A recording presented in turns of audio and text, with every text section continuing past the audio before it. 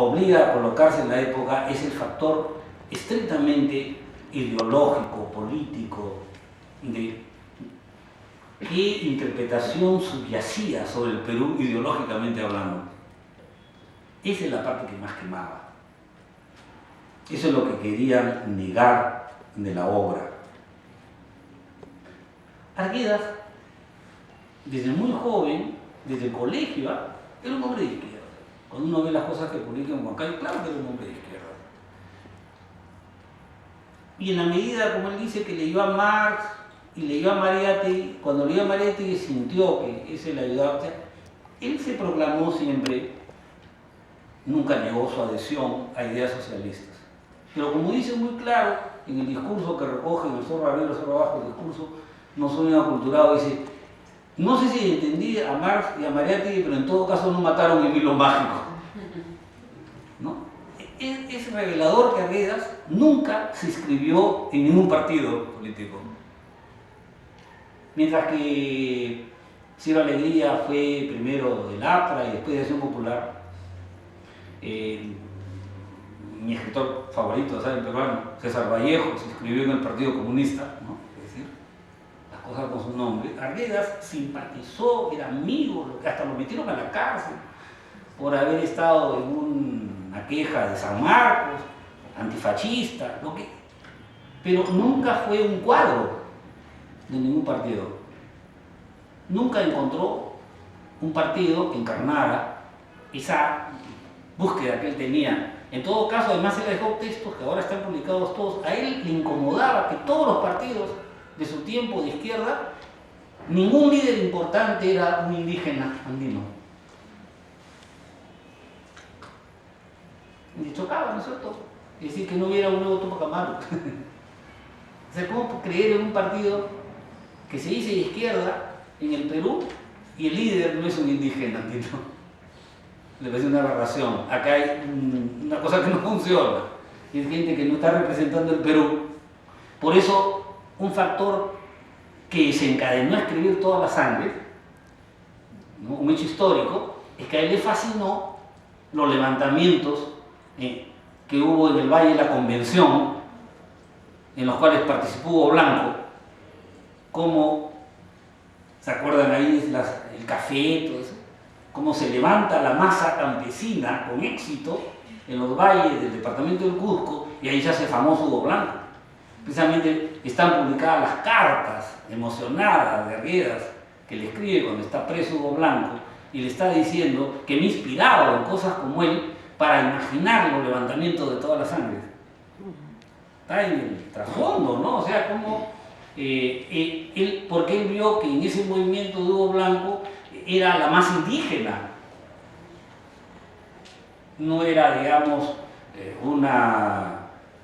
un cuadro del partido, no sé qué, ¿no? Entonces a Arguedas eso le chocaba, que los partidos que se decían de izquierda no tenían ese acercamiento necesario, después insistiré en ello, al mundo de la herencia cultural andina que él creía que era central. Entonces, aunque era un hombre de izquierda, aunque creía en ideales socialistas, basta ver los poemas de homenaje a Cuba. Nunca ocultó eso. Incluso hace poco han publicado los textos de Cuba y Arguedas, ¿no? O sea, claro que él apoyó por completo la revolución cubana, ¿no? Y entonces no se puede negar, pero de otro lado, Arguedas no era un cuadro, pues. En un momento en el cual la izquierda peruana en los años 60 comienza a tener una radicalización y fragmentación en que te tienes que definir, el Perú es feudal, es semifeudal, es neofeudal, se sacan la mugre por definición. No sé si ustedes conocen o recuerdan, yo soy un poco viejo y he escuchado esas cosas en directo. Entonces, y Arguedas, ¿qué le vienen con eso? Eres esto, el otro, sigues a Moscú, sigues al otro, sigues a Pekín, estás en dónde, te gusta tu ser, te gusta el otro, no sé qué. Entonces, esas cosas, y en Arguedas, sin duda, que hay puntos que enervan a una posición de lucha de clase marxista. Incluso por eso hay libros hay libros que aparecieron en los años 70, mientras aparecía el de Conejo Polar, hay libros que atacan a Arguedas como un escritor burgués, reaccionario. ¿Por qué? Porque no predica agudizar las contradicciones de clase, porque este tonto cree entender un puente, porque dice que no haya rabia, cosa que va a decir más fuerte que el zorro, porque está buscando una conciliación de clases. Hay cosas innegables en el mundo de Arguedas que no entran fácilmente en los esquemas de la lucha en la época, que era, los años 60 son muy convulsos. Otro punto, por ejemplo, que van a ver, Arguedas nunca va a estar de acuerdo con eso de que el mito y la magia son opio del pueblo.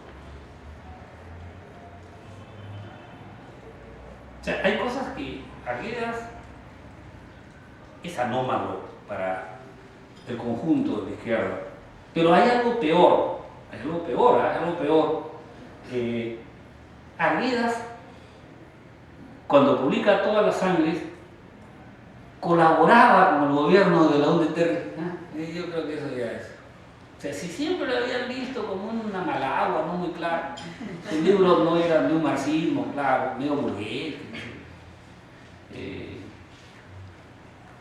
La UNDTR, en su primer gobierno, ¿no?, tenía en el partido gente que era de los mejores amigos de Arguedas,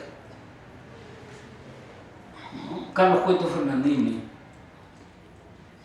uno de los principales líderes, que llegó a ser ministro de Educación y lo llamó a Arguedas a colaborar. ¿Cómo le iba a decir que no acepta dirigir museos?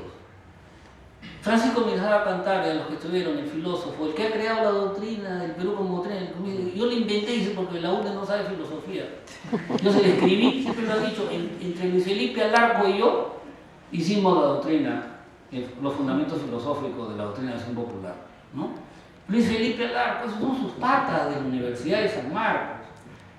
Luis Felipe Alarco, ¿no?, eran tremendos líderes de acción popular. Es decir, cuando Arguedas entró a la Universidad de San Marcos, le impresionó encontrarse con gente de la clase alta, limeña, estos intelectuales, que a diferencia de cómo a él lo habían tratado con desdén en el colegio de Ica, por su pronunciación serrana y todo eso, sintió que más bien lo estimaban, lo querían, se sintió aceptado y encima se va a casar con una Bustamante, que era esta élite intelectual. ¿Te acuerdas? Su primera mujer está enredada con los cuentos, con esas cosas, ¿no?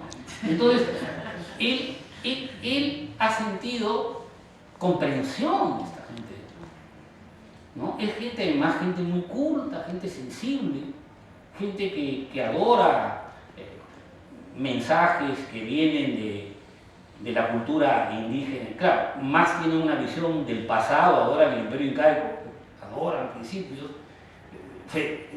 Francisco Miranda Cantara sabe quechua, ¿no?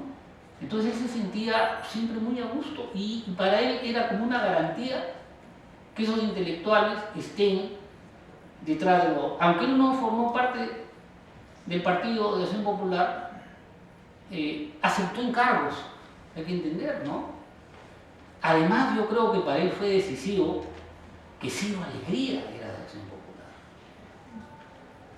¿no? Aunque no es un gran amigo de su entorno, hay una admiración mutua. Recuerden que Ciro Alegría, cuando volvió al Perú invitado porque se lanzó una edición popular del Mundo Sancho y Ajeno, en los festivales de libros todavía no eran populibros, que hizo Escorza, lo buscó Belaúnde, así como después va a buscar a Vargas Llosa, siempre Belaúnde, se acercó a Alegría. Alegría había renunciado al APRA hace años, había roto con el APRA porque sentía que el APRA había traicionado los principios con los cuales se creó. Entonces, cuando él siente que en Belaúnde había que el Perú como doctrina, ¿no?, toda esa vaina, que el Perú profundo, que el Aini, la Mita, la Minca, no sé cuánto, está bacán, ¿no? Pensó que aquí había un mensaje andino y como había desarrollado una fobia al marxismo muy fuerte, él huyó de Cuba, después la revolución no quería, me parecía terrible, había terminado, tenía una posición anticomunista muy clara, sintió que la forma moderada del populismo de Belaúnde, entonces la aceptó, y con una frase extraordinaria, pero muy malvada. ¿Te acuerdas cuando dice, como no puedo cambiar de ideas, he cambiado de partido? Es extraordinario, ¿no? Decir Alegría que mató a Lapra, por eso lo odian.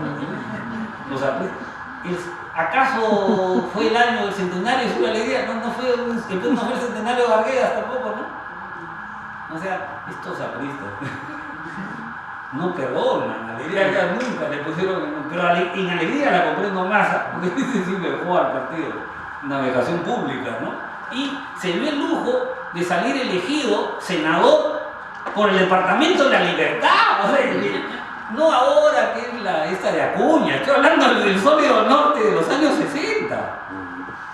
En la época que eran fuertes, sin alegría, entonces me voy juntando la idea. Él dirá, pues claro, ese partido no es el que él sueña, pero es un partido con el cual se puede colaborar, se están colaborando esta gente, hay que entenderlo. Entonces él se metió, eso debe haberle dado mucha fobia a esta gente que tenía una posición más radical, porque además el año 65, que lo despedazan, es el año que el gobierno de Belaúnde diezmó las guerrillas, que no se colocan en el ámbito. La gente que le está atacando es favorable, simpatizante con esos movimientos que son Lobatón, de la Puente Uceda, ¿se acuerdan? El MIR, el Ejército de Liberación Nacional, todo eso. Entonces, y el gobierno de Belaúnde, con clara ayuda de la CIA, ¿no?, acabó esa fase guerrillera. Entonces, si uno se olvida, no entiendes por qué son tan duros con él. Porque están entendiendo que detrás de la imagen del Perú que da todas las sangres, uno no puede obtener una visión revolucionaria que permita cambiar el país. Hacen una lectura donde dicen todas las sangres no tienen una visión revolucionaria de forma el mensaje ideológico. Entonces, no aceptan la imagen que da la novela. El factor ideológico es fundamental para que le negaran valor al libro. ¿Soy claro? Y el tercer factor, que es el que es más mi campo, ¿no? El otro le hablo porque es necesario. El factor es que